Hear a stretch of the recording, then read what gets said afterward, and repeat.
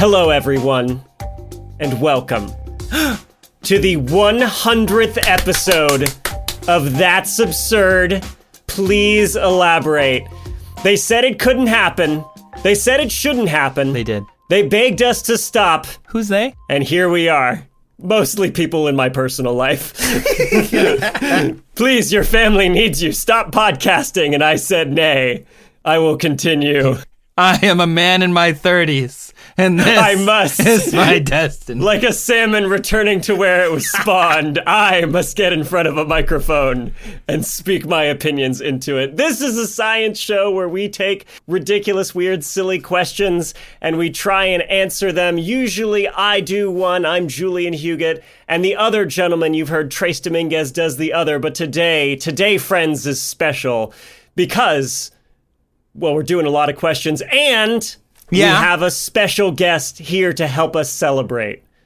Please welcome, from Science with Sophie.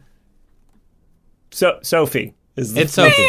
Sophie. Did we do the air horn gag literally the first time you were on in episode 3? I think we did. Yeah, we probably did. Seriously? I think we might have. Honestly, look, we're predictable. Trace has a hat. I just realized Trace has an inflatable happy birthday. It says happy birthday on it. Happy That's what I birthday have. to the podcast, even though Yay. it's not the birthday. It's not even close. It's not even our half birthday. Well, a birthday is kind of how you delineate it, right? Society made up birthdays, so your birthday could be every 100 episodes. Why not? Yeah. Why not? That's like Julian's wedding anniversary. We're gonna have to wait forever for another one. I got married on Leap Day. Yeah. It's on fun. purpose? No, it just worked out that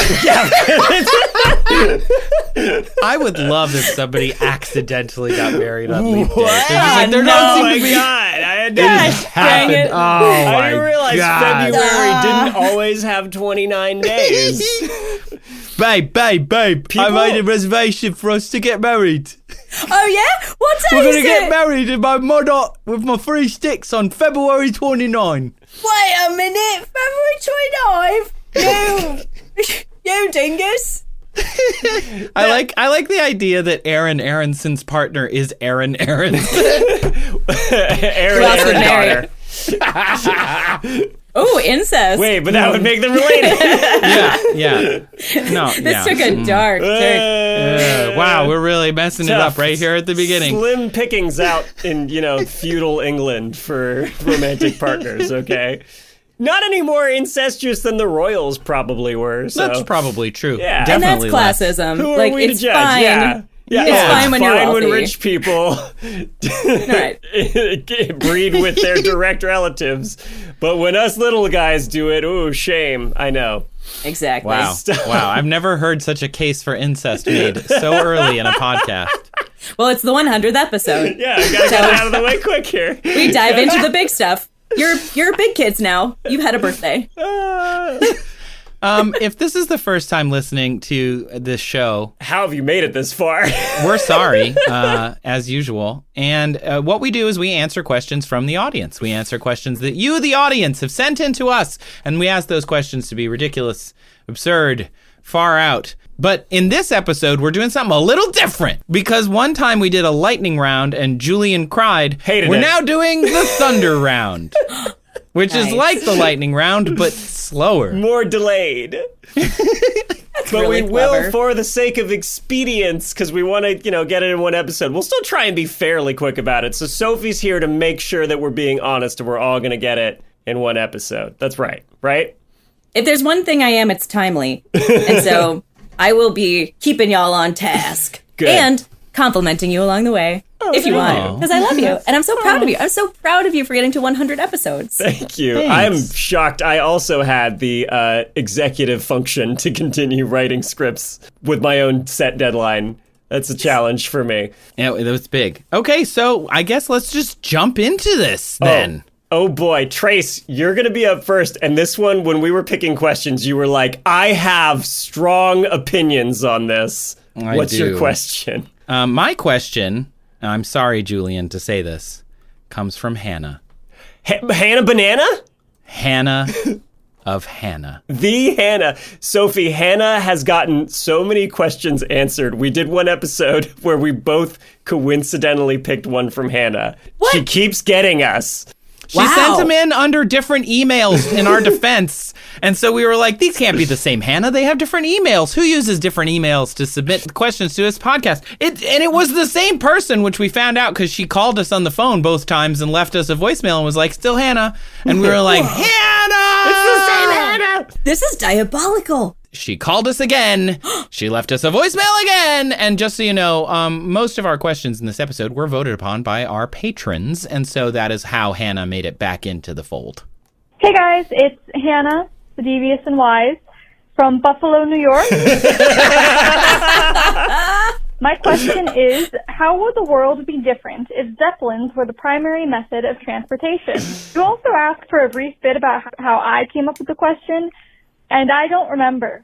I have no memory of submitting this question. It sounds like a question I would have asked, possibly after seeing a plane. I have a list of questions that I sent in that I started after I sent in a whole bunch of questions, and it's not on them. So I don't remember sending this, but right? How would the world be different if Zeppelins were the primary method of transportation, like in steampunk things?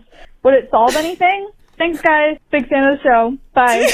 Wow. I love it, Hannah. Yes, like, I have so many. I have lost track of my questions for you. Okay, so even Hannah doesn't know how many questions she sent in because Hannah is mysterious to herself. She's it's like, true. Maybe I sent that. I don't know. Who can keep track? She doesn't even know. Who can keep track of these things? The Devious and Wise. High drama. Out the gate. Hannah, you got us again. So funny. And apparently yourself also. The best jokes also get you. Okay, so does anybody know who designed the very first Zeppelin? Would it be Graf Zeppelin? Like, that's yes. a name, right? Ferdinand Graf von Zeppelin, a retired German army. I mean, he was gross. He had a lot of germs. It was 1900. Let's say it. Let's put it out there. He was a stinky guy. It was 1900, so maybe. Ferdinand Graf von Zeppelin, a retired German army officer. The initial flight from a floating hangar on Lake Constance near Friedrichshafen, Germany. Gesundheit. Thank you. On July 2nd, 1900. As any fan of Archer knows, it's a rigid airship. It's not a blimp. It's not a blimp. No. It's a big frame covering with a skin covering it, and inside are these lighter than air bags of gas.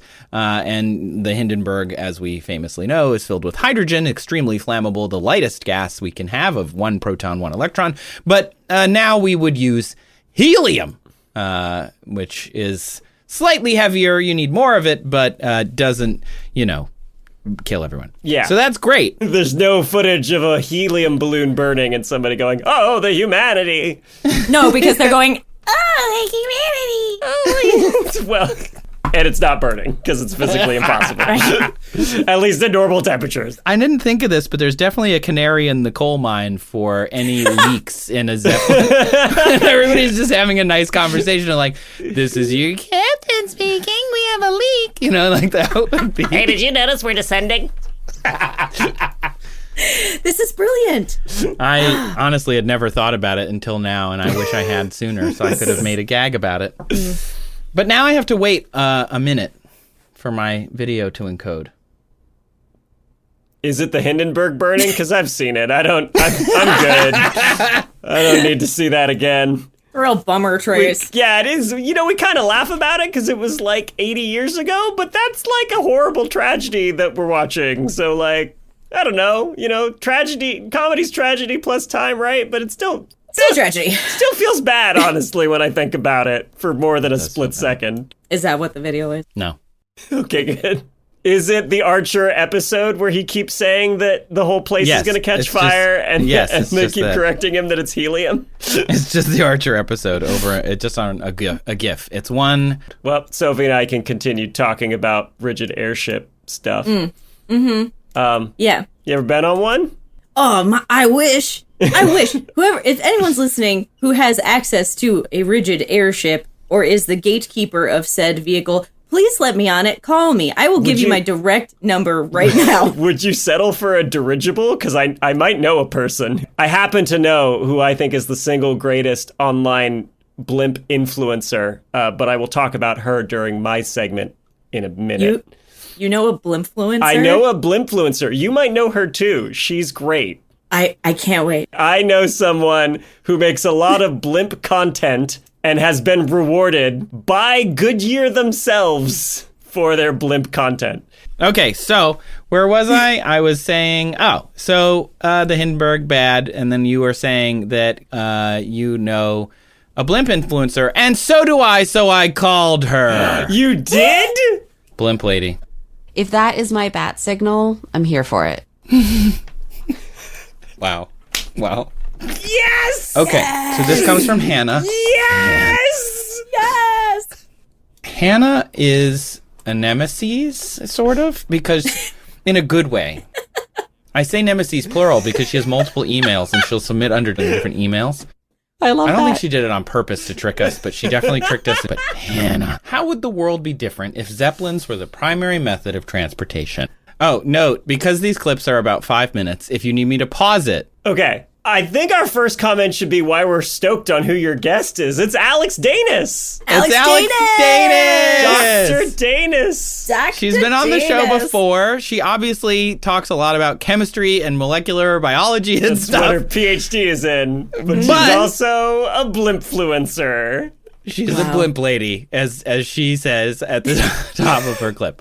So I, of course, had to ask her this question. Blimps and Zeppelins are different. I don't want you to have to, blimp-splain us too much. I'm going to blimp-splain just a little bit, because Fair. I actually think the phrasing of this question is fascinating in the fact that she used the word Zeppelins. Yeah. Because I think what she means is, how would the world be different if airships were a primary method of travel?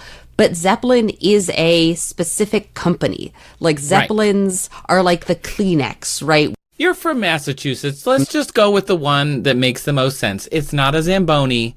It's an ice resurfacing machine, right? Oh, gross. Yeah, nobody wants to call totally it a that. Zamboni.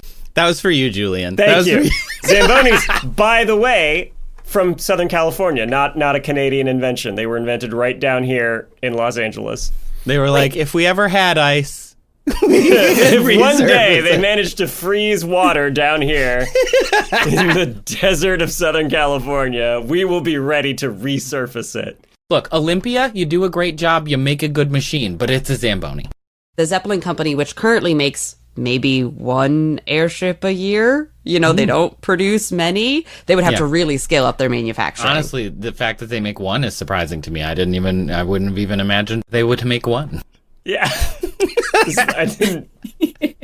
What did you say? I didn't realize demand was existent for Zamboni, right? Or sorry, not Zamboni. This is good. Okay, see? I'm not alone. I'm not alone. That's a tough one. The flying Zamboni. The flying Zamboni. So the Goodyear, quote-unquote, blimps are actually Zeppelins. So if you see those, that is... I know. What? Is this breaking news? I feel like I didn't know this. That's amazing. No, so they're semi-rigid airships, so they have an internal structure, whereas blimps can fully deflate.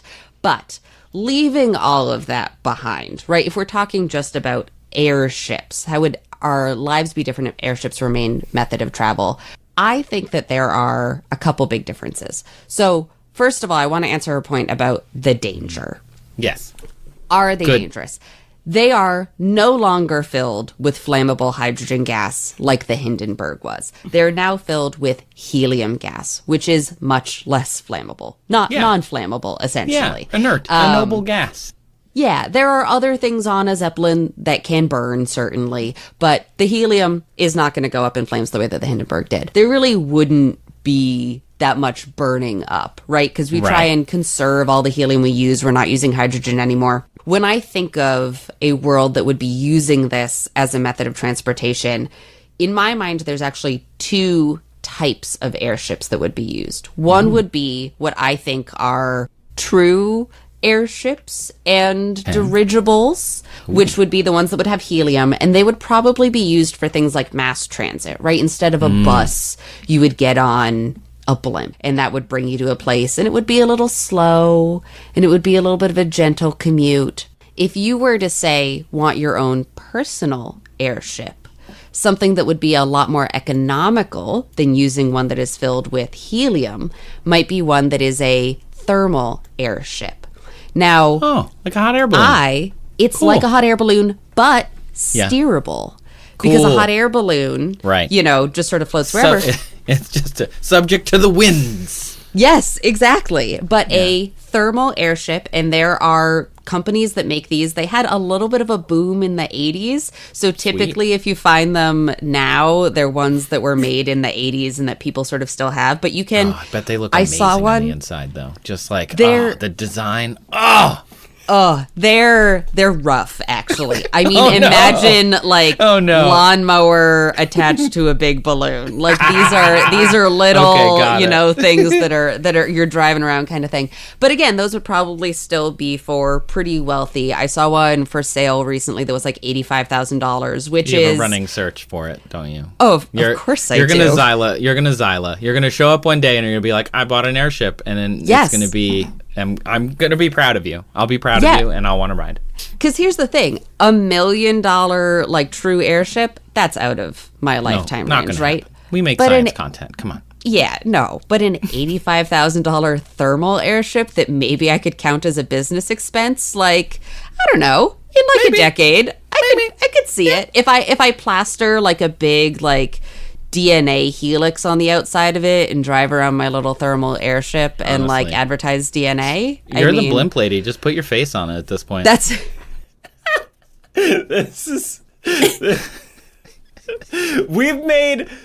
We've made a full left turn into imagination land. Dr. Danis has a traveling DNA personal lighter than airship. The question is, how would the world be different? This is one way. Explain why the right-handed helix of her image is accurate and all the left-handed ones you see in a lot of materials are wrong. That's her new... she wears a top hat. She's got a cane. That's funny. This is her future. It is very steampunk. It is. Yeah. Although the thermal one, if you imagine it was built in the 80s, probably not very steampunk. I picture it as either pink, blue, maybe veneered, plasticky vinyl, a lot of vinyl. That was one of her points, right? Is what would the skies look like? There are, however, companies who, in the not so distant future, are proposing this for ways to get around. Specifically, I think there's some islands near Spain. There's some places in Europe where it's a short hop.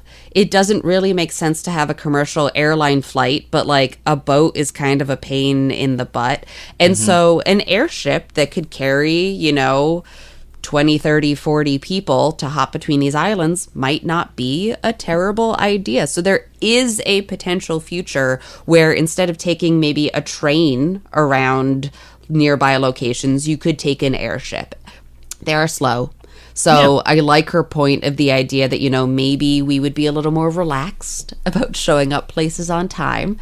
And my biggest concern about these steampunk futures that are using airships as a primary mode of transportation is that they don't do well in bad weather.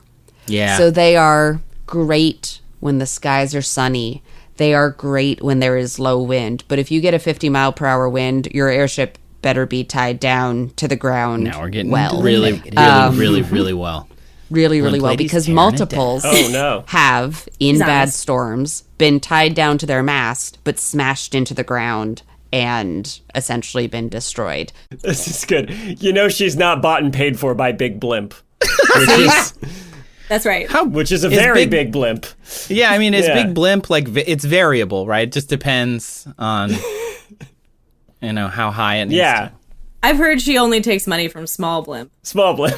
Small blimp. Support your local blimp. Yeah. Local blimp. Your mom and dad blimp makers. Your mom and pop blimp. Mom and pop blimpers. Mom and pop blimp shop. Only your mom and pop blimp shop. Mom and pop Great. Blimp shop. Oh my God. Julian, first band name of the episode. Mom and pop blimp shop. I would go see them. They open for Led Zeppelin. Oh! Most notably, the Pink Floyd airship, which was one of my personal favorites. It came through my town when I was younger, and it was beautiful. It had, I don't remember the name of their album on it, but it had this like incredible album art on it. It was gorgeous. But then in a storm, it was tied up, smashed into the ground. Bye-bye, Pink Floyd balloon. What? How many 80s bands are we going to talk about? I know.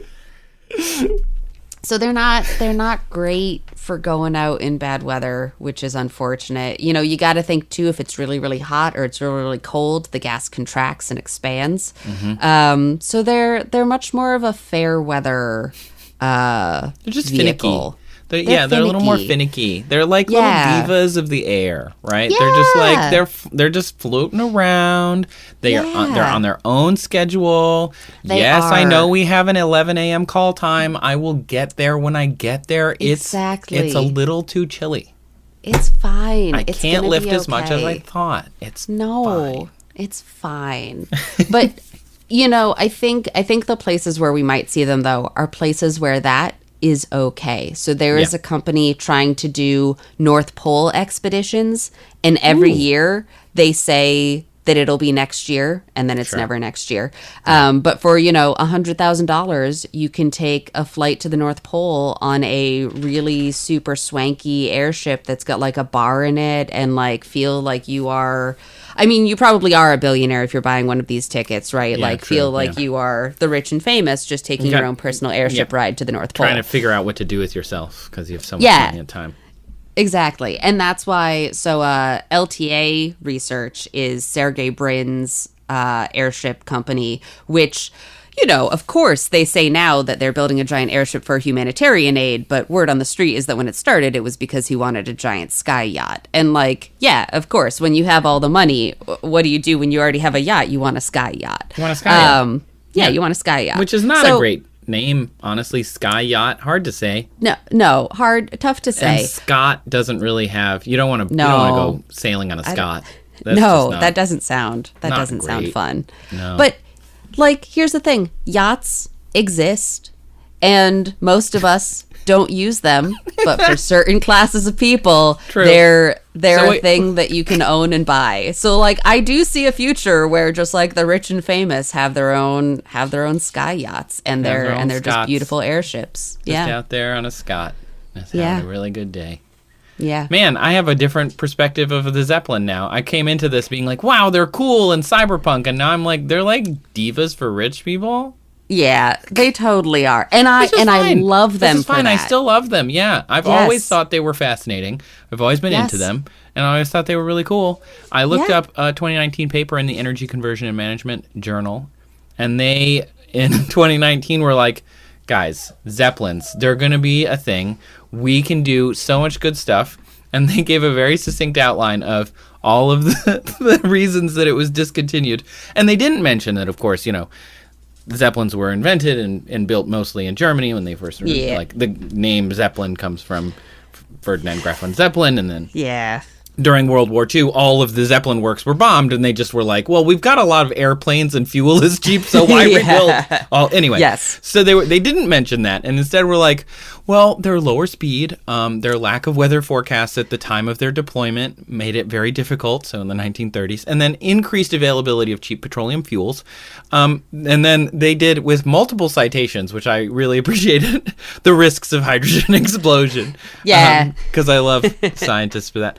But they proposed using the jet stream to let the Zeppelin go up to 165 kilometer per hour average speed. So you could get around the world in 16 days.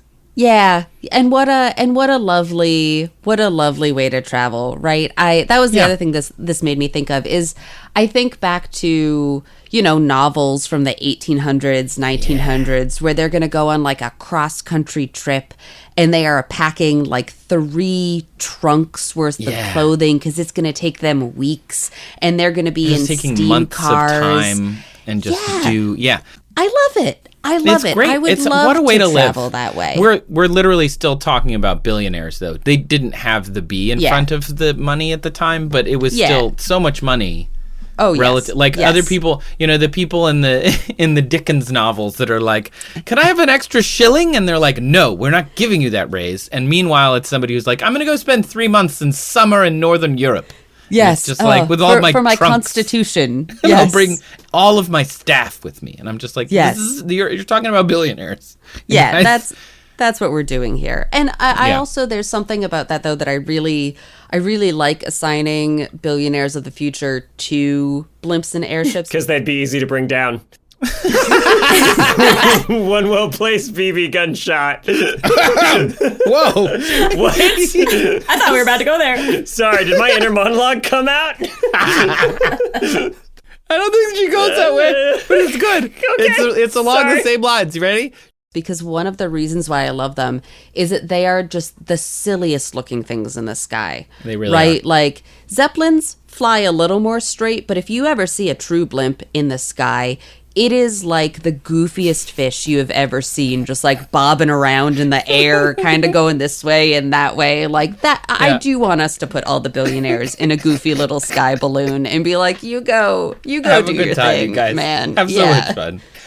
There's a stiff breeze today. Yeah, We might not make our exactly. destination. It makes sense that all of them in like steampunk novels have like monocles and like waistcoats, right? Because Yeah. like who else is gonna be Take who that else in kind of this time. future? I got places to be. Yeah, exactly. I'm down here with my like tiny thermal airship, or like we'll be relegated to the ground. We won't be allowed in the skies. Fine. Yeah, it's okay. Oh my God, that's great. Okay, so Hannah, how would the world be different? Maybe we would move a little slower. Yep. And that might be Sure. okay. So you nailed that. I really love how our audience is like, I thought this through as well. I do love that. Yeah.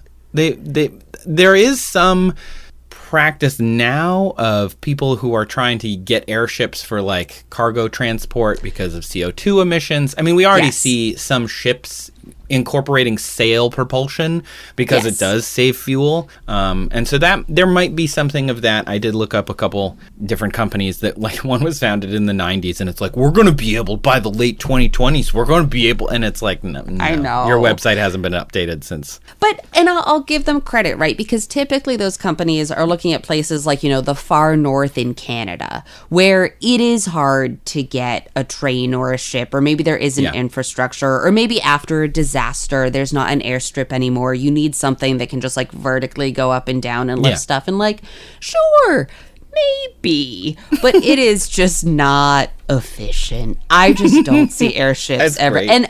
And again, you're right. There's a company that comes out every year and they're like, we've done it. can do We've it. solved it. We can. And like, yeah, I don't know, The man. paper was like, we've got a 10-fold increase in size, a 1,000-fold increase in lift. And I'm like, okay, so you went from lifting a handful of people yeah.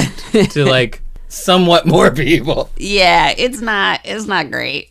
And the balloons that they attach to these, the envelopes they attach to these in all of these equations just keep getting bigger and weirder. Yeah. We think of the football shaped ones, but there are ones that have been proposed that are like octagons and like 3 footballs jammed together. And like to get to these lifts, they just keep getting bigger and sillier looking. And Yeah. at some point, guys, you gotta say it's too big. You gotta say we're not getting there. But I love them. I love them. No, I think this is critiques from a place of love for sure. Yes. Which, by the way, Yes. could be a whole podcast. There was the one that I mentioned that does 20 tons. They said, oh well, we've already had on their website. It has like fine print, and it's like, well, we already had people asking if we can get to 500 tons, and I'm like, of course you have, because 20 doesn't mean anything.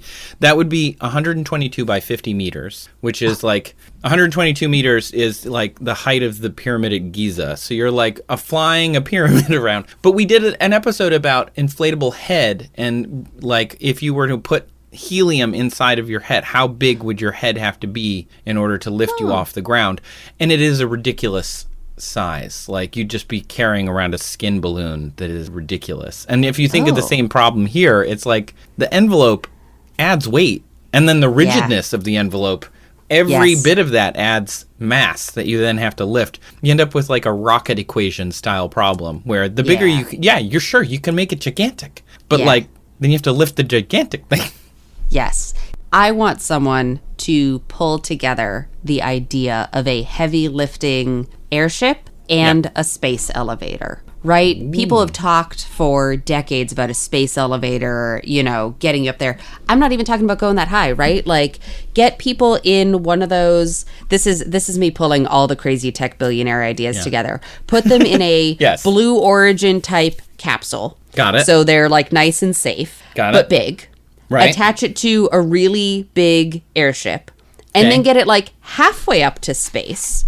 Got so it. that it's like less resistant. Yeah, stratospheric. Yeah. And then airship from there and then go down to where you got to go. I think you could get more lifting power that way. They have a thing called raccoons, which are essentially that in some ways. It's a rocket. They have a balloon that lifts the rocket up, and then they take off from there and they shoot out into, it's for like sounding rockets. They can't lift very much, so it's very small. Wow, I had no idea that existed. Raccoons. I love it. Well, thanks for helping me answer Hannah's question, Blimp Lady. Really helpful. If people want to find your blimp stuff, where can they go? I am at Alex Danis on almost all platforms, but like #Blimp Talk, and you'll find me. To circle back, Pink Floyd Airship. Did you know about this? I didn't. This was news to me. Did you look it up? Tell us. I found an image of it. It's got album art for their album The Division Bell, and it looks either like Wolverine's face or two Batmen kissing. Oh my gosh. Oh, it does kind of look. Tell me I'm wrong. Yeah, that's actually, no, you're right. Definitely Wolverine's face for sure. Wow. It's pretty. It's got multicolored lion-looking things that are definitely about to make out. If I saw that, I would question if I had taken LSD and not realized it. I mean, that is like if someone a big slipped part it of to me. The life of Pink Floyd. Right.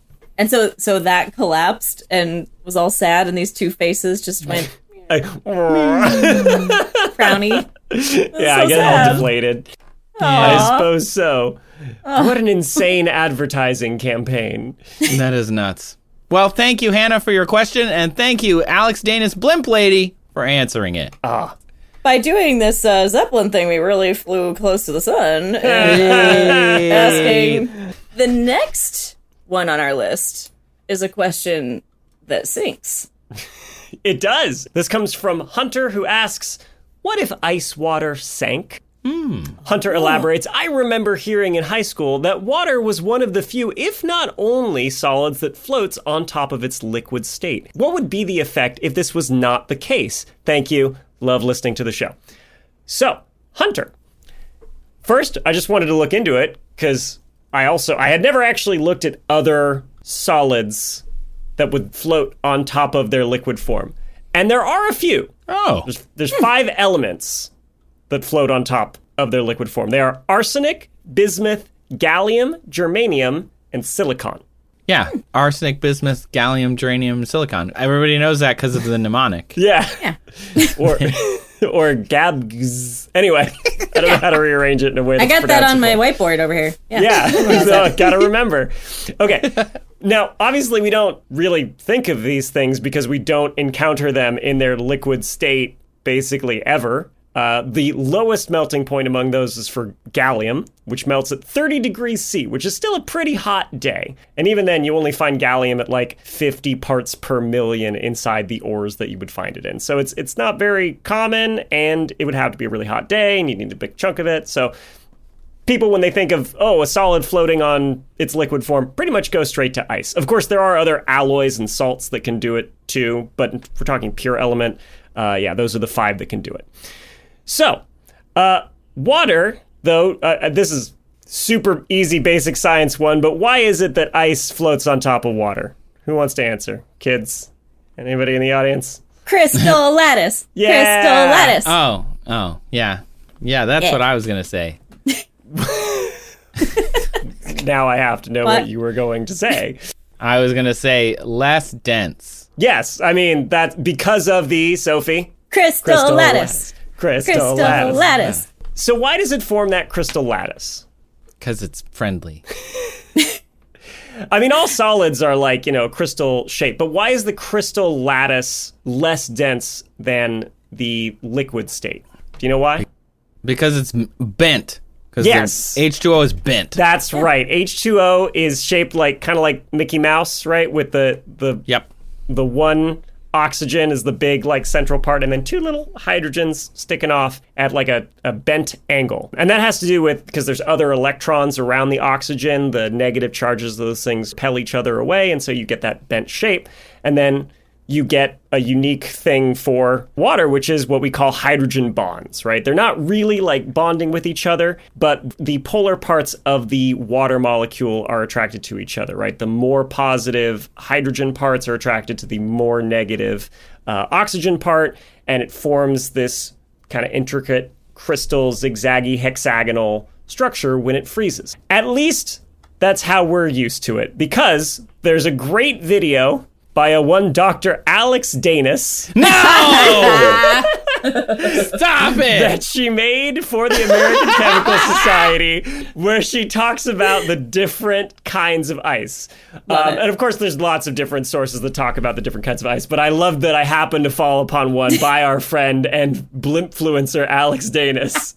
And it's great, I can bring her up for the show because I love Alex and I want to reference Alice. And that's really wow. And now turns out 100th episode's really just an advertisement for how cool Alex is. Danis appreciation post. Alex Danis Stan podcast. That's 100 reasons why. So, any guesses on how many different types of ice there are? Oh, I've done videos about this. I think there's 13 that we know of. Okay. Or more than that even. Sophie? It's a lot. Sophie, higher, lower? That sounds about right. Okay. 15 or so? According to a one Dr. Alex Danis, we have discovered about 20. Ooh. But there could be as many as 74,963. What? Oh, sure, what a range. Great. So we were close. Yeah. Wait, a little under. There could be as many as a highly specific large number? Yeah, well, Okay. I'm going to trust Dr. Danis on this one. But yeah, because Call her when up. you vary the temperature and pressure We don't know her. that ice is forming under, you can get all different sorts of ways for these crystals to form. The one that we are most used to is ice 1, or more specifically ice 1H, because it forms that hexagonal structure. But high up in our atmosphere where snowflakes might form, you might also get ice 1C, which is more cubic. That's the lower cost one that it comes in different colors. And it's that's right. That's the wish.com ice. The TMU ice. We have ice at home, and the ice at home is the snowflakes are just little squares instead of the hexagons. Boo. That'd be pretty rare. It would be. Can you imagine something that's much more complicated as the cheap version? But anyway, Funny. it forms at much lower temperatures and pressures, and that's why it forms high up in our atmosphere. But yeah, if you play these knobs, move them around temperature and pressure, and you all sorts of different crystal structures or amorphous structures too, where there's no definite real crystal pattern to it. And yes, there is an ice 9.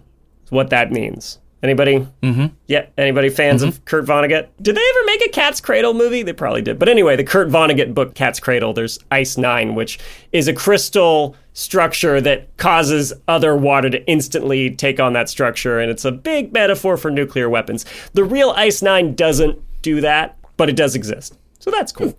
So Ice 1H floats because it's less dense. What if that was not the case? Any hypotheses? Anything we can think of?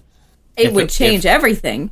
But it would change so many things about the way we operate in the world. It would change so many things about the oceans. It would change... Yes. It would change the whole planet. Yeah. I mean, you'd have to also change just even the shape of the water molecule, and therefore kind of everything we understand about how elements bond to each other and the shapes they take in molecules. And it kind of depends on how deep you want to go with this question. I'm going to keep it more surface level. And just talk about the impacts if when ice formed, it just sank down, right? So Earth has gone through 5 major ice ages. And you might say we're in one right now, even though it doesn't seem that icy out. But it's, compared to other points in our history, fairly cold. Oh, Julian, you're going to get a whole bunch of climate deniers feeling real validated by that. Yeah, I mean, they're still wrong and they don't understand it. These periods of interglacial periods last tens of thousands of years and they don't ramp up in temperature as quickly as we've seen in the last 100 because that's definitely anthropogenic. But anyway, not to get derailed by that. No, please, get derailed. I'm just saying. Julian, don't get derailed by the question I asked. Don't get... I still have the high score of 20 minutes, and I don't want to know. Yeah, I was testing you, and Right. you did a good job. Thank you. But anyway, that's just a fact is right now we are in a snowball Earth period, but we're in an interglacial period. And that's contrasted with glacial periods that are really cold and glaciers expand. And the last one was about 650,000 years ago and lasted about 50,000 years. During that period, there were ice sheets on top of continents like North America that were 12,000 feet thick. That's many feet. 3.6 kilometers. That's many kilometers. That's a lot of ice. Yeah. And also, there's larger glaciers and icebergs floating out on the ocean. And during these periods, it's very fortunate that ice floats up at the top. Because if it sank down to the bottom, you wouldn't get a nice insulating layer that protects the life that's underneath that ice sheet. Oh. Yeah. So we think that thanks to the fact that ice floats, that's been a major reason why life has continued on Earth in an unbroken chain for 3.8 billion years. It's possible if ice didn't protect, the primordial seas, that if there was an ice age and they froze but then sank, that the critters in these oceans would be too cold and they would die. And then you'd have to wait for a thaw for life to actually maybe get another chance at starting up again. So thanks, ice. Thanks, ice. You're going to Thanks, change ice. how you look at ice in your restaurants now. Yeah. Ordering your water with ice in it, and you're like, Be more appreciative. It's also part of why we can look at other icy bodies in the solar system, like Europa, Jupiter's moon, and think, hey, there might be life there. We just sent a probe to it. It's going to get there in a couple years, Europa Clipper. And it's going to fly around this moon of Jupiter, and it's going to fly through these water plumes that come out of it because Jupiter is always squeezing and stretching Europa, and so you get this tidal activity, and you get some heating as a result. And we think because of that, underneath this thick crust of ice, there's water, and occasionally it gets pushed up and spurts through the cracks, and we might be able to find signs of life in these plumes of water coming out In the of spurts. Europa. Yeah, in the spurts. So another benefit to the Earth that ice gives us is it also reflects sunlight because it's white. And that, funny enough, also helps keep the Earth cooler if you're reflecting more sunlight into space. So how it would affect these ice ages if ice didn't form on the surface of the oceans and instead sank is a really complex, difficult question to answer. It requires probably supercomputers to model it. I can't tell you off the top of my head what it would do. But basically, it would drastically change the natural history of the entire planet. maybe the entire universe. Yes. And then on a more personal scale, it also helps keep your drink cold because it's floating up at the top. At the top. Right?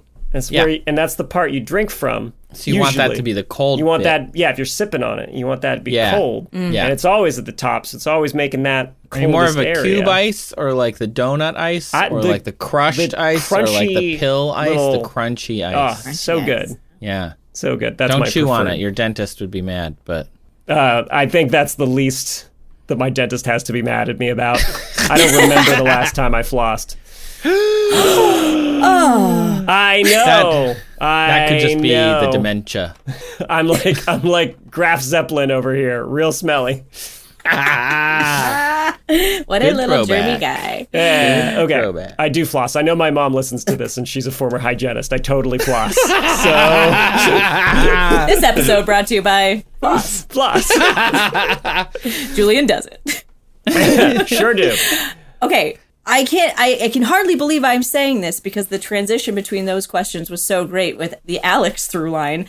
And I would love to say that I have Alex lined up for whatever we're about to do next. But it is ice related. And so, whoa. Oh. That's pretty cool. Oh, Hey, okay. solid. Okay, well, that was sublime. Sublimate. We're going to sublimate out to a little break, and when we come back to our solid state, we're going to tackle the next question. Can you please get Dry Ice to be a sponsor? Writ large Dry Ice. Support your local mom and pop Dry Ice shops. Amazing.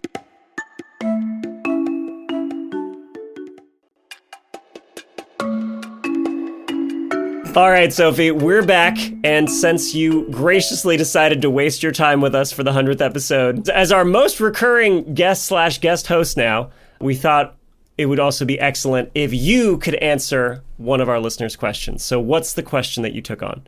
I am so honored to be part of the 100th episode, and I loved this question. This question comes from Lisa in Wisconsin, who asked, likely way to die while walking my dog? Very specific. She goes on to specify a little more.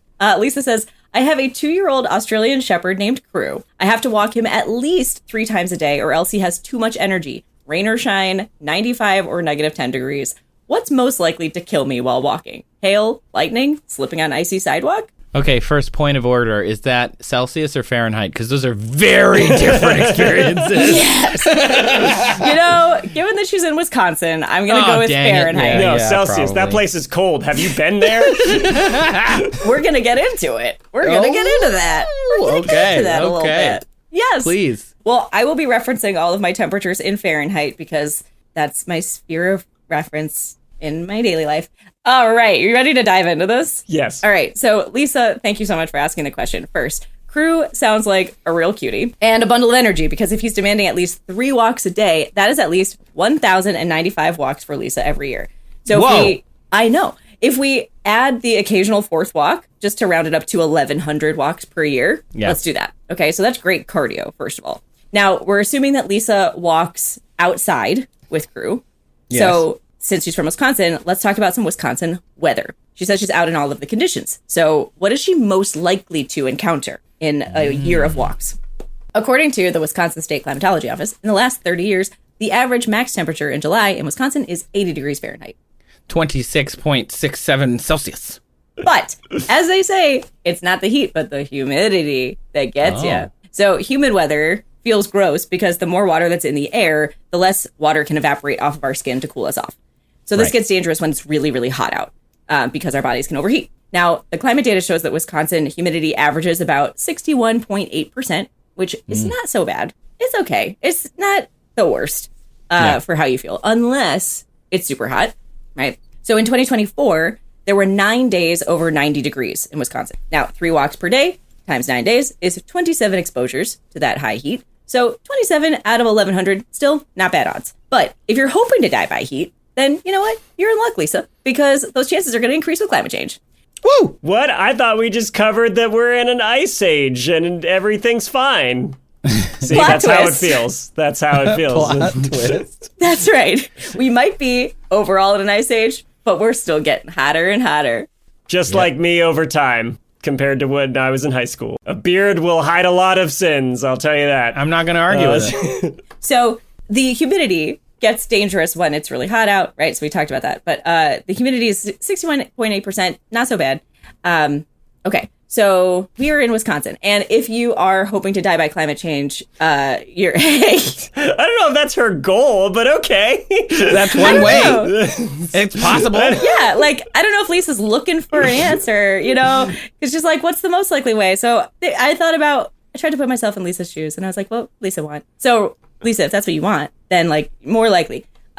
Because Wisconsin now sees highs in the 80s well into September, and in 2024, Wisconsin felt its latest 80-degree day on record in October, at the end of October. So, thanks to climate change, Lisa's going to be walking Crew in higher heat for more of the year. The DHS reports that in 2023, 10 heat-related deaths occurred in Wisconsin, and more than 750 Wisconsinites visited emergency rooms for heat-related illness. Those cheeseheads are really heating up. Melton. Really heating up. Yeah. Getting melty. Hey, Julian. Hey, Trace. Does it surprise you that I'm talking about heat when it's Wisconsin? It does a little bit. As a hockey knower, I know that it's quite cold up there. That's right. Hockey knower. As a hockey knower. A hockey knower. That's how I describe things that I do and know about as well. Fan feels like too strong a word. Like, player, I also too strong. Like, I try, but I'm not good at it. So, like, knower. You're a knower. Yeah. You're a hockey knower. You should be a knower, not a doer. It's kind of the subtext of this whole podcast. True. New slogan for the next 100 Yeah, episodes. where knowers don't do anything. Yeah. We're knowers, not doers. So how cold does it get in Wisconsin? As of September 16th, there have been 81 days this year where the low temperature has fallen below 32 degrees Fahrenheit. That one you can do on your own. That's I think zero. you can do that It's one. just zero. You don't need my math for that.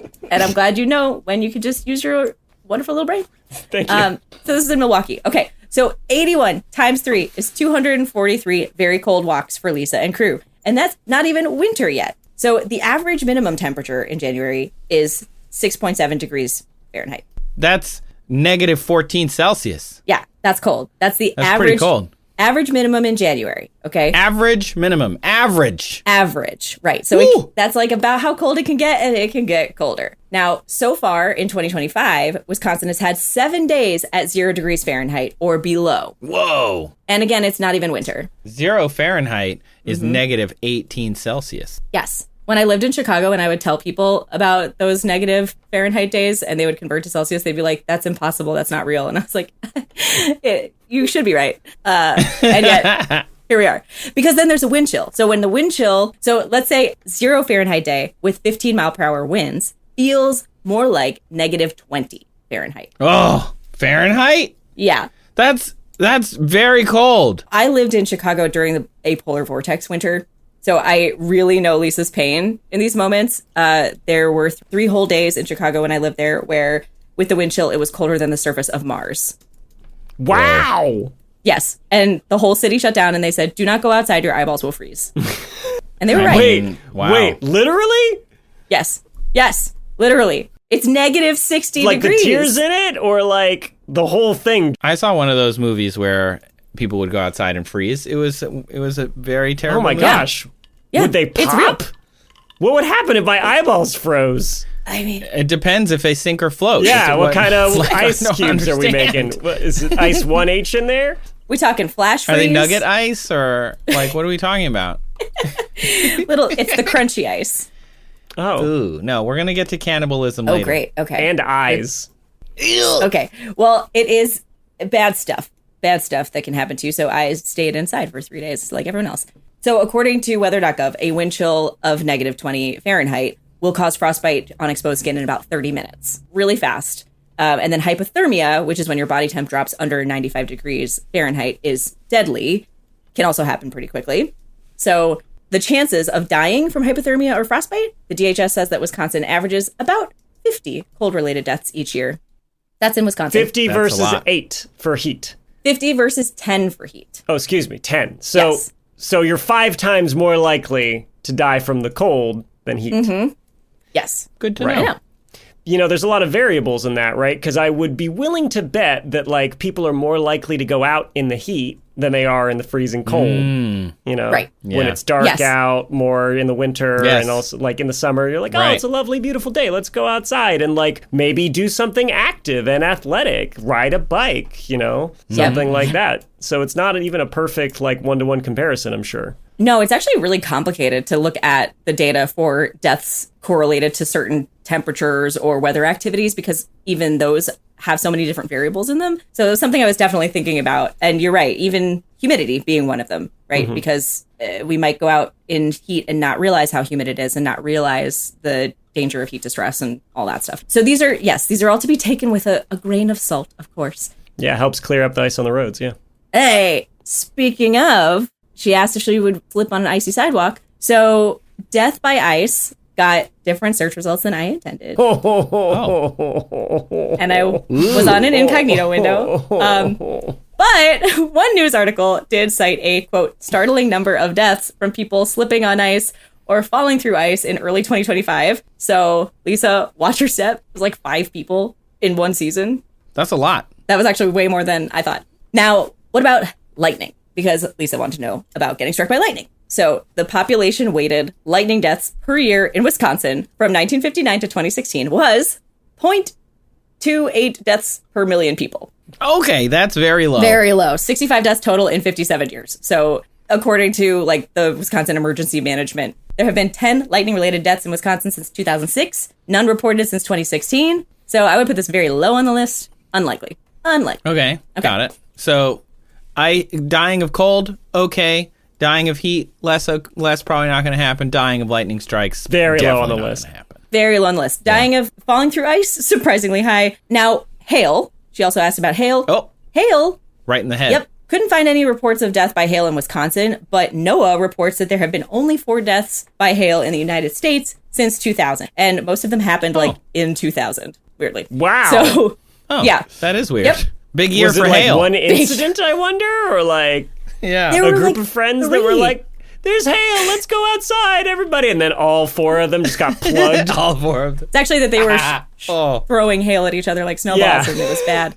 yeah. No, people Well, and died. then one of them like tripped and fell, and then they just counted it as a hail death because death statistics are very interesting. They really are. This is part of what I was like, the collateral deaths alone. It's fascinating. So not very many hail deaths, but tornadoes can be deadly. And Wisconsin averages about 23 tornadoes per year. I know, which surprised That's me. more than I would have expected. Yeah. But if she's walking her little dog and a tornado hits, she just goes to a magical land, is what I learned. Oh, no, that's Kansas. Oh, it only That's works in Kansas. Kansas. Kansas. Not Wisconsin. She's not going to get to Oz from Wisconsin. if Wizard of Oz took place in Wisconsin, it would be like, Oh my gosh. we're not in Wisconsin anymore. We're Don't you not know? in Wisconsin anymore. It's like Minnesota without all the O's. They just get all the A's. I would love to watch that movie. God, that would be so Oh my God. Look at all these little The people. Wizard of Oz. What happened to her shoes? What happened to her shoes? Her house is on her. Her house fell right on her house there. fell right you on know, her. I think Brett Favre could get it off her. If your bingo card has the host do a bad accent, now's the time to check that off. Somebody get the Green Bay and the Packers in here to lift that house up, okay? We could make this movie like super cheap. They wouldn't actually. make it Wizard anywhere of then. They would Oz. just be like, I've got everything I need right She here. just goes to the Mars Cheese Castle and everything happens there. We'd have to spell it with a lot of A's, though. It'd have to be the Wizard of Oz. The Wizard of Oz. Wizard of Oz. Oh, golly. Okay, Oh, great. God, that would be so It fun. would be so fun. So Lisa, 23 tornadoes per year. You know what, Julian? You said that if she was outside with her little dog, where'd she go? This is a great point because most of these tornadoes happen in mid-afternoon or early evening. So the likelihood of them getting swept up and taken to the Mars Cheese Castle does depend on crew's ability to just hold it while there's a tornado. Yeah. Which brings me to this, my final point. There are many reasons to look outward for death, right? We've got weather, we've got ice, Heat. heat, yes. But there's another suspect here, and it's in your house. The dog itself. It's The dog It's plotting her murder. itself. What? The dog itself. No! Okay, so like, should we start No! a true crime podcast? Because like, this is, oh my gosh. The dog did it? Itself. I'm being jokey, but you sound serious. Please explain. I'm serious. According to the CDC, 98 people in the U.S. were killed by being bitten or struck by a dog in 2023. Now, that is Struck like somebody else threw the No, dog. like the dog was driving a sl- car and the I think more a bicycle. Maybe the car's on a I did bicycle. think that wording was really interesting because I was like, striking, you might say. I imagine it being very Casablanca and just a dog walking up and striking you across the face. And like, how dare seen you? that gif of there's some like old Disney dare movie you. where like there's a human who gets put in a dog's body, like Freaky Friday situation, and like some evil man towards the climax of the movie is like, stop that dog, and like the dog runs up to him, and then it cuts to what's clearly a man in a shaggy dog outfit, and he like jumps up on the guy and just decks him across the face and then runs off. I love you seen movies this from gif? the era before computer animation. It's just the best. That stat could have ended up in the CDC. That dog struck that guy for That's sure. a prime example of a person being struck by a dog. Yeah. Sidebar. Why? What happened to all the shaggy dogs? So popular in movies Climate in the change. 80s and 90s. It's too hot for them now. Where are they now? Oh, climate change. Wait, I have the gif.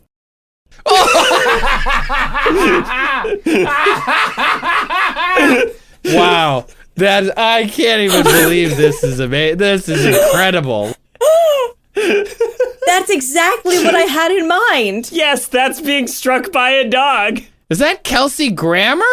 Yes, that is Kelsey definitely- Grammer. Oh my god, You definitely have been struck by a dog. That's precisely what I was picturing. Yes.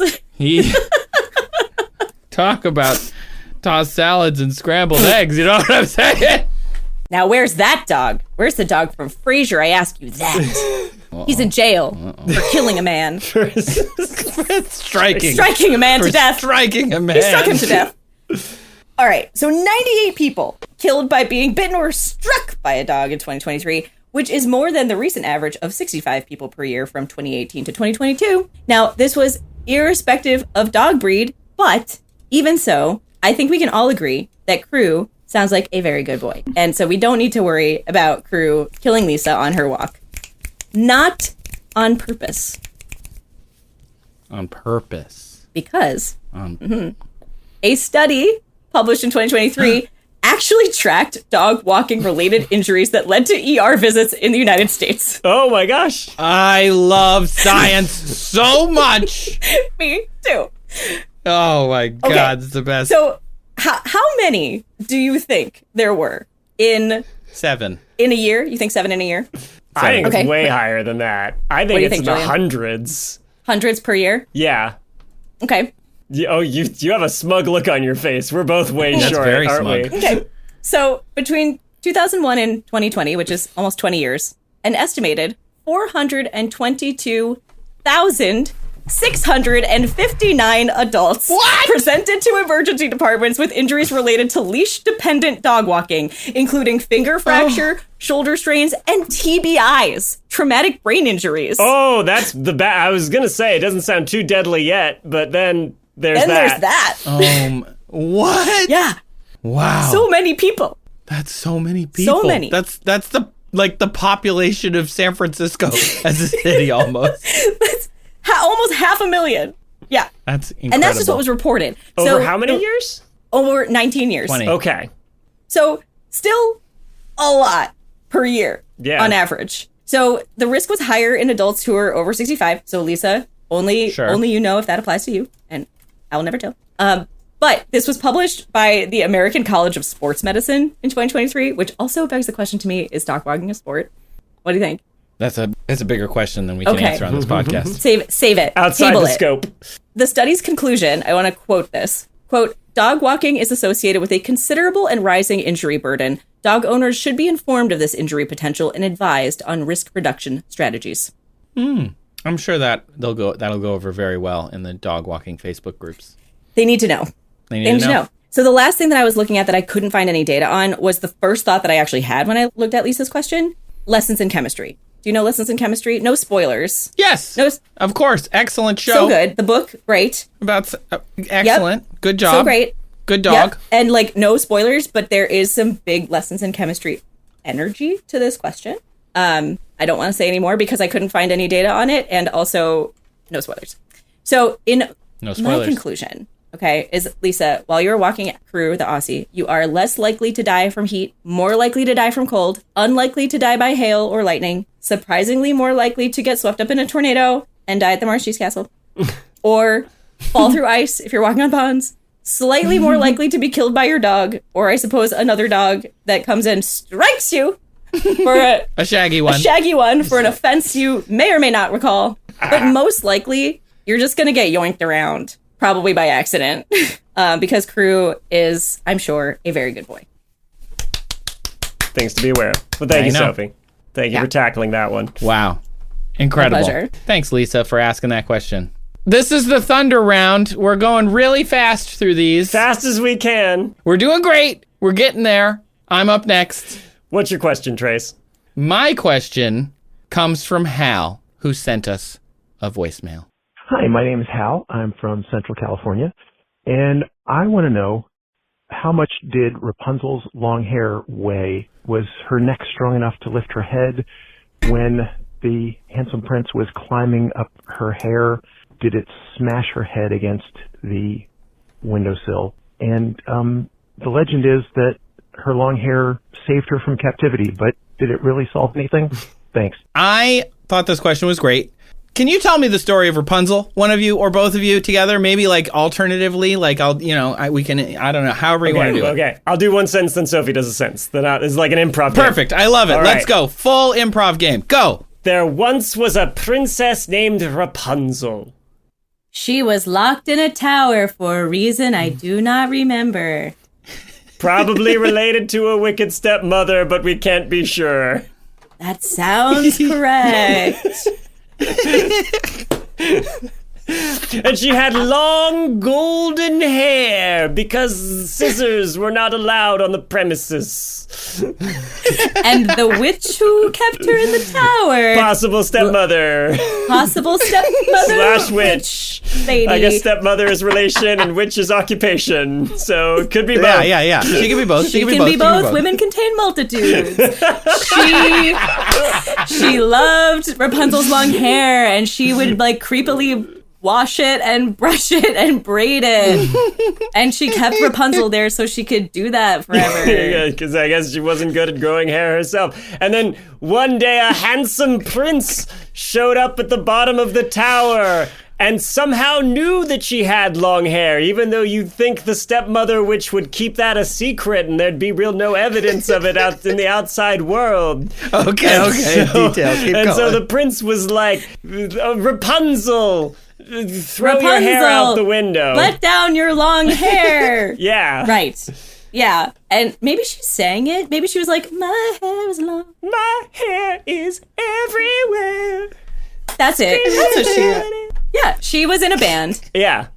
And then they decided the best course of action was rather than her tie off the hair like somewhere in her room to like a bedpost and climb down it, that he should climb up it.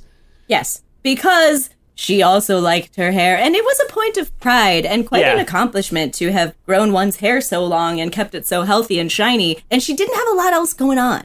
So it's kind of a big deal to her. Yeah, so but she's like, come up here and then like admire my hair or like. Okay, I think we're good. I'm gonna just go ahead and stop you right there. You guys are doing great. You're doing really Did good. we get This the was story really right? good. I think we nailed it. You did. Yeah. You nailed. You got some of it, and some of it you guys went a little off the rails, but that's fine. That's fine. It's a regional difference. This is how they tell it in Wisconsin. In Wisconsin at the Mars Cheese Castle. Yeah, Rapunzel's up there. She was there. in the castle. She's getting the cheese. Well, it is German, so all of this does kind of track. Not wrong. It's a German story.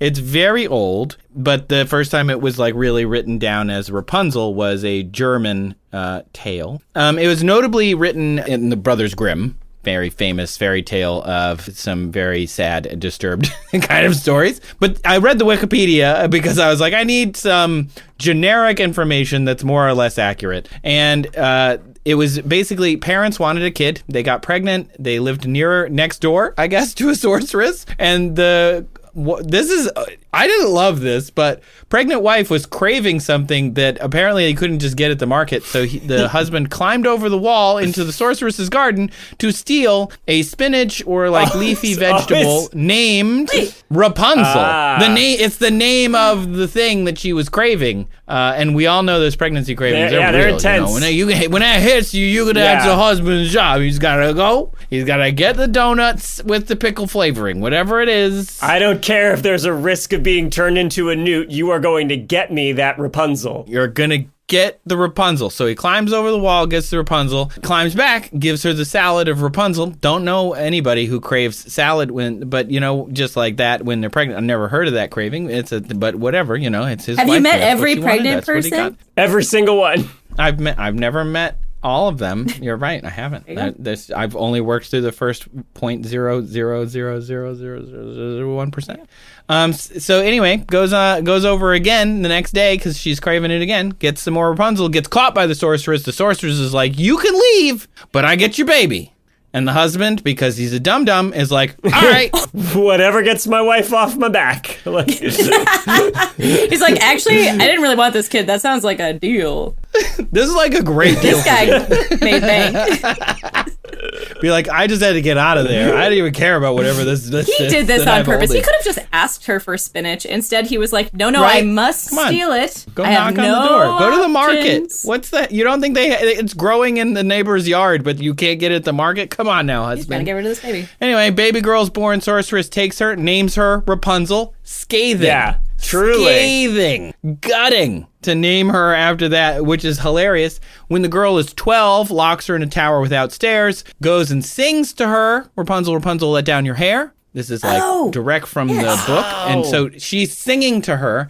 Rapunzel lets down the hair and then, climbs up. You mostly know the rest of the story. Sorcerer used the hair as a rope and tricks the prince, and where the prince falls for her. And, do you want to hear the rest? I can tell you the... Yeah. I'm a little hazy on... That's the part we got off the rails. That's where it gets murky. Okay, so the prince hears the song, is walking through the woods and is like, what's this lady singing about? And goes and hears the song, sees a hot girl up in a tower and is like, yo, she is clearly sheltered. I will go and see her. Sings the song, somehow sounds like a sorceress, I guess, tricks Rapunzel. They fall for each other. Sorceress finds out, cuts Rapunzel's hair and banishes her. Oh. Rapunzel's not in the tower no more.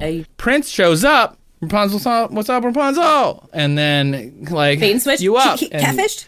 She drops the hair out the window, but it ain't Rapunzel. It's a sorceress. Catfish. And tricks the prince, blinds him by throwing him out the tower into some thorns, says Rapunzel's gone, doesn't love him. And so he, very emo and, screaming infidelities, throws himself out the tower, lands onto the thorns, blinded. Now he's wandering devastated through the woods. Meanwhile, Rapunzel... she gives birth to twins. Wait, but is she in another tower? Is our princess? She's just living in a town near. Banished. She went full Peach. Found another castle. He had to go find that castle. Years go by. The prince is just wandering in the woods, blind as a bat. Nope, bats are not blind. That's just More a saying. blind than a bat. Happens upon a wilderness where Rapunzel sitting with her little kiddos singing. And he's like, I can hear you. You are my Rapunzel. Rapunzel cries, and her tears restore the prince's sight, and they live happily ever after. What was the witch's long game in all of this? I don't actually know based on this telling of the story. It's the hair isn't magic. She was just being like, I don't like your dad, bro. I didn't like your dad. I thought he was rude. He was not nice to his mom. So I'm going to take on the charge of caring for you for decades and also make getting to you very inconvenient? Yeah. The witch has a moment, at least, of telling Rapunzel how much she wants to protect her and that the world is very scary, and she's trying to do what she thinks is best for Rapunzel by keeping her in the tower and protected from the scary world outside. Whether that's manipulation or what the witch really believes, that's the beauty of art, is we get to decide that for ourselves. I mean, yeah, that is essentially what happens in the Tangled, Right. Disney version, right, as well, is she sings a whole song about how you're not going outside. When someone sings a song about it, it's a big plot point. Sidebar to this entire discussion. I did call someone who can tell us whether or not you can climb a rope made of hair. Rope made of hair has been made since ancient times. Indigenous people used horsehair and a variety of other animal hairs to make rope. It is a very common way to make rope, that and plant fibers. However, have you... Sidebar within the sidebar. Have you heard of the Arne Thompson classification system of folklore? Basically, a Finnish scholar compiled a tale type index in 1910, a multi-volume listing designed to help folklorists identify recurring plot patterns in the narrative structures of traditional folktales.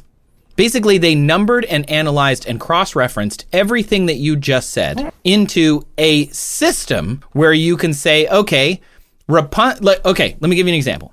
Within the system, types 1 through 69 are clever fox or other animal folktales, like Mrs. Fox's Suitors, Fox's Shepherd, or How the Bear Lost His Tail. There are also the supernatural helpers section, 550 to 559. Subtype 510 is the persecuted heroine, and if 510A is Cinderella, a young woman mistreated by her stepmother and stepsisters, which are cross-referenced to S31 and L55. You have to live in the ashes as a servant when the sisters and stepmother go to a a ball. They give Cinderella an impossible task, which she accomplishes with the help of birds, cross-reference to B450. She obtains beautiful clothing from a supernatural being, cross-reference D1050.1 and N815, or a tree that grows in the grave of her deceased mother, which is cross-referenced in D815.1, D842.1, and E323.2, and so on and so on and so on and so on. Cool.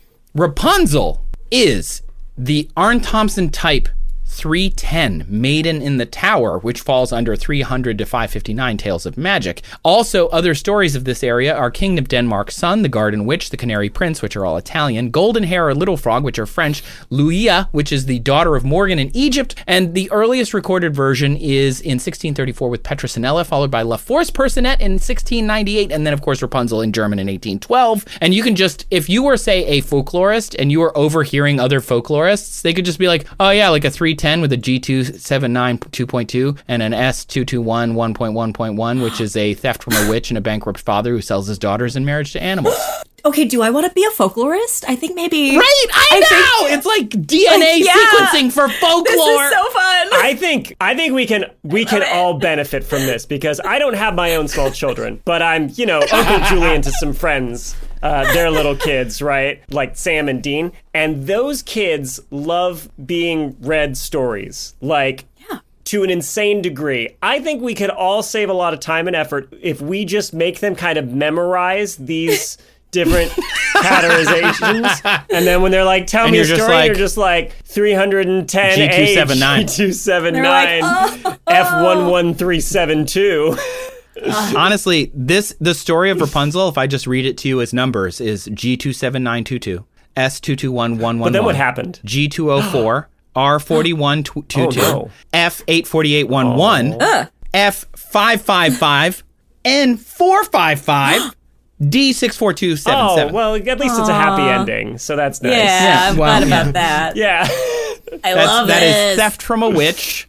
Bankrupt father sells daughter, girl in service of witch, captivity in tower, girl's long hair as ladder to tower, remarkable hair, overheard human conversation, and transformation to elude pursuers. I love that remarkable hair apparently came up often enough it needs its own category. Yeah. Some of these things that you'd think would be unique. No, got to talk about the hair a lot. There's so much repetition in human history, and I know that these are folklore stories, but they're parables. They're meant to be sort of corollaries to our human experiences, right? And I wonder if we could write our own coded stories of our lives so far. Wow. I mean, that seems like a job for an AI. Sorry. No, Trace! No! This kidding. Finnish person spent a whole lifetime.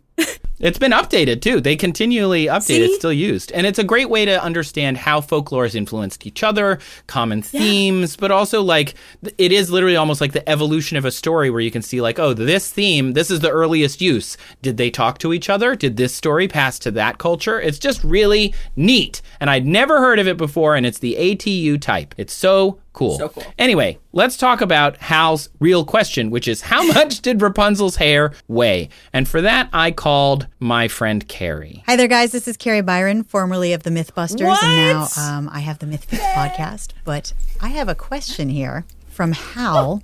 How much did Rapunzel's long hair weigh? On Mythbusters, we had a myth about someone escaping a prison with human hair that they had collected. So at one point, I had to braid together a 140-foot rope with human hair. Just a classic Mythbuster thing that you have to do. The stories that Kari Byron must have in her repertoire of the absurd things she's had to do over how long was that show running? Anyway, also, what a get! I know. I shotted my shoot, shot it! as they say. I shotted my shoot. Yay! Anyway. So cool! I was like, she knows how to do it. She's done it. So I've gone deep into this conversation because 140 feet is really long. 140 feet for those playing the metric game at home is 42.67 meters. I had to come down the face of the Alameda courthouse, and successfully I did climb down that hair. German castles. What is the average height of a German castle or a watchtower, like a medieval watchtower? Yeah, Brothers Grimm said that the tower, they even give a very specific measurement, 60 feet. 60 feet. Easy. Okay, Yeah, perfect. they need 60 feet of hair. Yeah, she's like 60? 60. Only 60? Only double 60? that and add 20. Yeah, they need 60 feet of hair, 18 meters roughly. Okay, so we've got 60 feet of hair. Now, I know that when I got... This is the best, by the way. I'm just so excited for you. a box of 50 ponytails. Like I got weaves, right? Because there's hair farms where people just grow their hair for money, and you can get two types. You can usually you can get black hair from Central America or from Thailand, or you can get blonde hair. And that box of 50 ponytails for my 140-foot rope was about 10 pounds. 10 pounds. So less than half of that, about 5 pounds. Yeah. So that's about 5 kilos, by the way. But it was a pretty, it wasn't an extensively thick ponytail that, or braid that I was making. My hands cramped at it. It was about a week's worth of braiding. Let's be generous and say that, if at 140 feet, I had, 20 pounds, because if it was like twice the width, because she probably had luxurious hair, right? Mm-hmm. Like 9 kilos. I feel like that's pretty good. I looked up the Guinness Book of World Records for longest hair. Yeah. Xi Jinping had a 5.63 meter hair. And based on some studies I found, it worked out to about a little over 5 kilos. So that maths out to about 38. That would give us a range, right? So it could be like 20 pounds up to maybe the mid-30s. That's a lot. Wow. That's heavy, That's right? so heavy. So if it's 38 pounds on the high end, then we're looking at about 17 kilos, like 18. I feel lighter. I feel lighter when I get a bob from my hair being shoulder length. Like the first shower after a haircut is like, it's so light. I should weigh myself. You probably have like a thicker neck from carrying that around all the time, Like a Kardashian. So muscly and apparently attractive. Are they famous for thick necks? I don't know this about the Kardashians. Oh. I think any part of them that is thick is attractive. I said Kardashian, like from Star Trek. Yeah, also. Sorry, that's what I meant. That's what I was talking about. That's what I was talking about. We're on all attractiveness. Yeah. Haven't you seen how people wear their makeup now? I'm not keeping up with the Kardashians. You gotta rewatch Deep Space Nine, my guy. It's great. Excellent. Now, here's the dark part, though. Oh. Okay, so yes, the hair could be used as a rope, and I have successfully climbed down a building on a hair made of rope, which, by the way, not only gross, but really thick black hair leaves splinters in your hands. Yeah, and if it's really smooth and healthy, really hard to braid and easily untwists. Anyway, I digress. What an expert! Do you guys want to digress? Well, I have a feeling I know what's coming next. Okay, here we go. This is the dark thing, is for something else. If you look into forensic science of what it takes to rip a big chunk of hair out of your head, poor Rapunzel. Let's say the average man is about 185 pounds, right? She would have to tie it off for it to even work. The original story did say that she attaches it to a hook inside the tower. And I looked this up as well because I was like, oh, thank goodness. Right. Because otherwise, wow. Poor head. No, thank you. More or less answers Hal's question, right? How much did the hair weigh? It probably weighed like 20 or 30 pounds. Yeah. That's legit. 15 kilos. That is about 1 1/5 as heavy as a gold bar. That's right, Julian. I brought the Blue Ball Project to Kari Byron. Things. Now she is cursed with this knowledge as well. That's pretty heavy. Two Dachshunds. I mean, this is also, if you go Grimm, she's likely German. Brothers and her Grimm. hair's likely blonde, and it's also weaker. So she's going to need even more hair.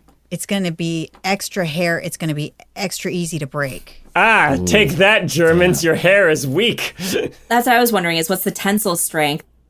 Is it just going to snap off at 185 pounds of pressure? But if Kari Byron was able to climb pieces of hair that were braided. You can make a rope with it. Yeah. It's going to depend on how many fibers you have then, right? Like a cable Right. bound Yeah, together. you just have to make it thicker. Because Kari Byron was also doing chunks of hair that were braided together into a braid, whereas Rapunzel's hair is strands that are each that length. Yeah. So I would imagine mean that they're stronger. But that's interesting. I did some math. Math. Okay. This is a really weird. This is an absurd question. Oh, yeah. It is absurd. But it's kind 5 of- bricks. 5 bricks of hair. Hang on. This one's good, though. There's one on here. 6.5 chihuahuas of hair. Wait, that was for you, Okay. Julian. Thank you. Okay. You know, That contextualizes it. 1/5 a kangaroo. This website just gives you comparisons. She's so She's annoyed. She's so annoyed by humoring it. you. She's so polite. 15 liters of water. That's actually a lot. I actually can visualize the chihuahuas easier. See, I'm thinking of like 2 mass. liters at the store Yeah. of soda. 'cause I come I from just the want to hold that Midwest. many chihuahuas. 40 I like her. soccer balls. Why are you wasting Kari Byron's time like this? That makes it seem like, 45 cans of soup. That's too many cans of soup. That's too heavy. but now I know how many chihuahuas there are in that many cans of soup. That's There true. we go. Yes. Oh, I hope 0. I hope there's 0. That's wild. So the sorceress has got to be hopefully very lightweight. And then the prince or whoever saves her, Flynn Rider in the Disney version, Yeah. better be very svelte. It'd be good for her. Yeah. Hopefully he's like the size of a jockey, and she's really king. good at sailor rope knots with her hair. Oh, definitely. I mean, it's also like this is where it gets a little tough. It's magic hair. Like all of this could be out the door. This could be some like lightweight floaty hair. Well, thanks for your question, Hal. And Kari, thanks for telling me about. I'm never going to look at hair the same way now that I know it can give me splinters. Well, thank you for letting me be hair. I love hair. That's a pretty cool guest that you That was found. pretty cool, right? Yeah, she's the best. Listen to their podcast, the MythFits. It's great. Wow. Her and Tori are on it, and they talk about Mythbusters. So, several studies measure individual hair strength, bundles of human hair. 2017 and 2018 studies in scientific reports and Journal of Visualized Experiments. I just want to say, like, I'm impressed that, you had the wherewithal, the nerve to, like, ask her, can you, answer this silly question?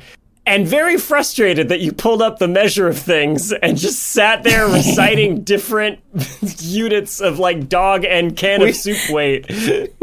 We talked for like She 20 minutes. really, really held it together well. I would have lost it on you. She did a good job. I was like, do you know who I am? You think I don't know how many chihuahuas are in 50 feet of hair? Come on. Do you think she already knew all of those stats? Maybe, I don't know. Yeah, she's like, I've already know looked that. up all of this. I know that. I wrote that that's my website. You're on my website. Right. I wrote that book, actually. So the average human head has, it varies, but 120,000 hairs on it. And so if you convert that to an 18.3 meter length of hair, which is what the Brothers Grimm, if you say like a 17-meter tower, that's a 60-foot tower, you get a little extra so she doesn't have to put her head right on the windowsill, and she has a little extra to like loop it around the hook. You do end up with something like 17 kilos of hair, which is a lot of hair. It's a lot. It's about 1/10 as heavy as the heart of a blue whale, or You're about to start this again. I am not Kari Byron. I will be mean to 30, you. Don't. about 30 basketballs, or 3/5 of a Dalmatian. Okay. All right. Yeah. Three gallons. Yeah, Of no, Is this we where got you it. want me to Americans who do go my to the job where I hardware make you store. move on? Please. Is this Please. where I should do that part? Please, Okay. MC, step in. Stop this madness. I would listen to those numbers all day long. So wait. In the fairy tale, though, you say she ties it, so it's like still attached to her head, but then she ties it to a hook, and so the hook is really She bearing loops. Yeah, the weight. it's amazing that even in this like brothers- many hundreds Yeah. year old thing, they actually did think, oh well, they can't just Yeah, climb nobody's up her gonna hair. believe this. This is too absurd. No one's gonna believe that. Yeah. It would You hurt, gotta clearly. have a hook. Gotta have a good Gotta- hook in this tower. She can loop her hair around. At the end of the day, Everybody they worked in knows. entertainment, you know? They Yeah. did. Yeah, they understand when the audience is going to have some suspension of disbelief issues. That would be, I would be disbelieving if I was suspended on there you hair go. 10 meters up There in you the go. air. That would be my suspension of disbelief. I can't believe that hair has splinters. Okay, that was really great, Trace. Listen, I loved your time, but we gotta keep it moving here. We gotta you. move on. Oh, Yeah. thank you. Yeah. You're right. We do. Okay, Julian, what you got? Oh, keep us boy. honest here, Julian. She's really cracking the whip on us here. Oh, better keep it moving. All right, my next question comes from Koi, who asks, if a frog had a glass ass, would it hop? What? Wow. Koi includes some context because it does sound weird without it. He says, it's a pretty common rhetorical question where I'm from to get people to stop asking questions without valuable answers. My dad uses it a lot, and now I want to know. So, Trace, you have gotten some excellent guests. I know for the 100th, we wanted to get some great guests on here. So I reached out to one Dr. Clint Laidlaw. He is a biology professor at BYU. He's got an amazing YouTube channel called Clint's Reptiles. I'm a big fan. Super sweet guy. And Clint did not respond to my email. So... Oh, Clint! Dang. You're so cool. So, You're too cool for us. Maybe in a future episode because he's great and I'm a big fan and my wife's a big fan. But it's just going to be me for this one. So... That was yeah, mean. sorry. Don't worry. There's... I was excited that you reached out, though. You gotta shoot. You Gotta shoot. shot the shoot, you know? We're proud of you, Julian. Mm-hmm. So, important question, I think first, is what part of the frog is the ass? Like, what do we think counts as frog posterior? The bit between their legs. Okay, because, I mean, On the you know, back. first of all, I think we have to ask the eternal question posed originally by Hank Green, which is legs butt? Is butt legs? Does that count? Oh. Is I legs don't. butts? It's really more philosophical, I think. But No. Wow. is I don't it? think so. I think butt is just top Butt of is legs. top of legs. I Okay. think so. Yeah, but only in bipedal. They're not bipedal, so for them, no. Yeah, they don't really Oh, have a interesting. butt the way humans do, right? Like Trace Right. had, Sophie, in case you missed it, an extended answer about human butts and how I'm not unique they surprised. are, and that we have such glorious glutes because we have to hold ourselves upright and walk around on them, and so we've developed these big Beautiful beautiful booties, right? But if you look at a frog booty, there's no like booty there, you know, not like big old cheeks. Unless, have you seen rain frogs? I have. I'm looking them Yeah. up. Okay, but here's. Okay. Oh wow! Yeah, Have you seen the back? Yes, but that's, Are you seeing the back of the rain frog? I'm looking at the front. Okay, you mostly. should see the A back lot of the rain front frog. pictures. How do we know? But I'm looking up rain frog. Oh, this is like being back at scout camp. What is that? I don't even understand Wait. what that means. Yeah. You just see a lot of butts. okay. You That's see a what lot I- of people's butts. thought you meant. And I grew up in the Midwest, and there's a lot of round people. Just gonna post a little link there in case not everybody's seen it and wants to see what a rain frog butt kind of looks like. They're kind of cute little, Oh cute my little God. booties. It's. Wow! Okay, so here's what it cute. looks like. You know, in Family Guy, when Peter is naked, Yes. Yeah. that's what it looks like. Okay. Now, I didn't focus on the rain frog butt in particular because they don't really hop. They're not great hoppers. You know, there's a lot of different frogs. And so I looked more at I'm sorry. Wow! Breaking news here on the a lot of podcast. frogs. There's a lot of different frogs, out you guys. There's a lot. Okay. At least 15 and maybe as many as 74,595. Nice. Okay. So, when I think of butt, though, right, I also think of the muscle in particular. And if the muscles are glass, that's not gonna hop at all, right? Because muscles, as we know, Right. they rely on the filaments of the proteins actin and myosin kind of pulling past each other to contract. Frog jumps are very interesting, by the way, because it's not really the muscle directly pulling that causes them to leap off. They're kind of like little spring-loaded animals. Their tendons, when they contract their leg muscles, their tendons stretch out and they store that energy. And then they relax the muscle and the tendon contracts like a spring and launches them. That's the secret to frog jumping. So if any of that's glass, obviously that's not going to work because glass is not elastic the way their tendons are. So that's not going to work either. What about their bones? Could they maybe have some glass bones in the ass region and still hop? Ass bones. Turns out frog skeletons are very interesting from an evolutionary perspective because there's a lot of unique adaptations there. Yes, Trace. I have a question. Why? Is there anything that's not interesting from an evolutionary perspective? All right. You've got me there. There's anything that is a scientist, just a biologist is like, meh. Yeah, I'd be like, disappointing. Not very cool. But no, they're quite extreme in their adaptations that they have, compared to other skeletal plans, right? Like starting at their heads are made up of a lot of long, rod-like bones, which helps keep them lighter. Because you don't want like a big heavy weight at the front of your little spring-loaded body, because that'll make it hard to actually go where you want to go. They have very few vertebrae. They have 8 usually, and most of them are fused, which helps keep that back stiff, so you don't have like a floppy frog for the same reason. It's more effective at transferring that jumping force. And then at the end of their vertebrae, at the bottom of their spine, they have a long fused bone. It's called a urostyle, which sounds like cool European dudes going to the club. Yeah. But it's not. It's not spelled with an E, so it's like just UROSTYLE. Oh, very different. And that's kind of like an interior tail that they have.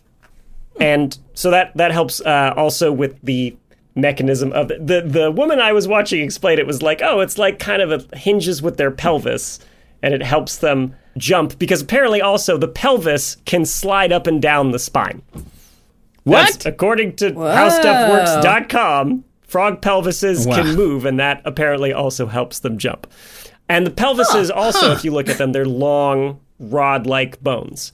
I think if any of these bones are glass, it cannot hop, right? You're gonna... Right. It's like a piston. A little bit, yeah. Yeah. Pretty cool. I don't know how much they can move, if it's like a little or a lot, but still, surprising that they can move at all.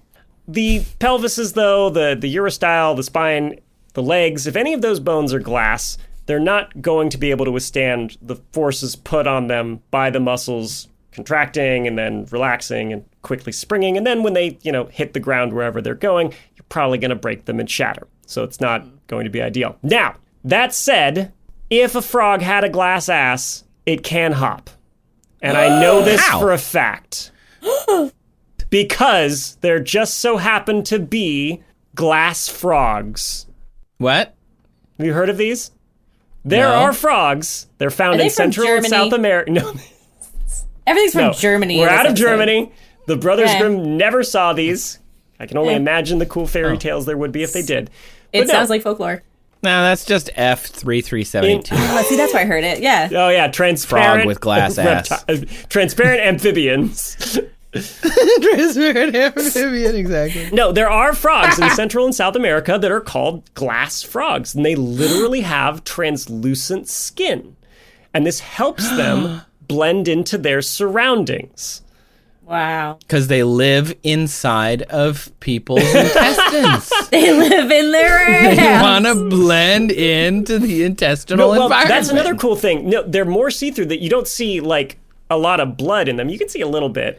But a cool adaptation that they have is they can concentrate their red blood cells in their liver to reduce their red tint that you see.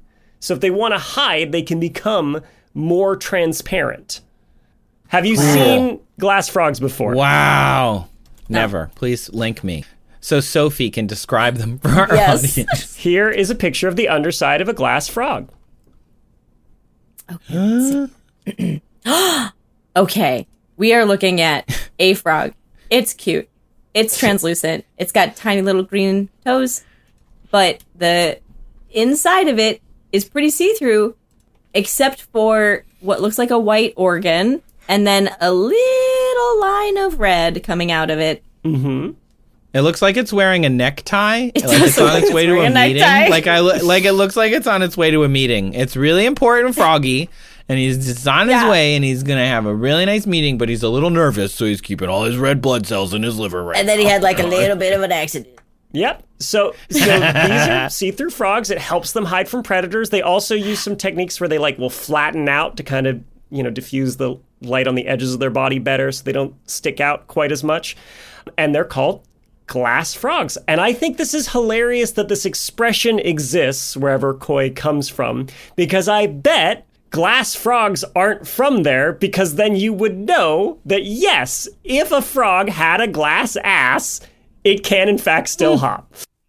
Just not glass in the silica sense that you're probably thinking. But if it was translucent, like these glass frogs are, quote unquote glass frogs, yep, they still hop. So koi, Cool. Next time your dad is being facetious, you can be like, as a matter of fact, in Central and South America, they do. That's called localization. Wow. That was cool. Really cool. Wow. And also to time. For the first time in a whole I'm on episode. We task. did it in just a few Thanks, minutes. Clint, for not responding, or I'm sure there would have been a 10-minute video where he explains it. Big shout out to Clint for ignoring my email. Or maybe he didn't get it. I don't know.